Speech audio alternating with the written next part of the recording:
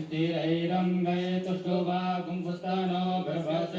ओम कुलदेवताभ्यो नमः ओम ग्रामदेवताभ्यो नमः ओम स्थान देवताभ्यो नमः ओम वास्तुदेवताभ्यो नमः ओम सर्वेभ्यो देवेभ्यो नमः ओम सर्वेभ्यो ब्राह्मणेभ्यो नमः ओम सर्वेभ्यो तीर्थेभ्यो नमः ओम सर्वेभ्यो सागरेभ्यो नमः ओम सर्वेभ्यो पर्वतेभ्यो नमः ओम महर्षि याज्ञवल्क्य नमः ओम परमेष्टि गुरुचरण कमलेभ्यो नमः ओम सिद्धि बुद्धि सहिताय एतत्कर्म प्रधानाय सांगाय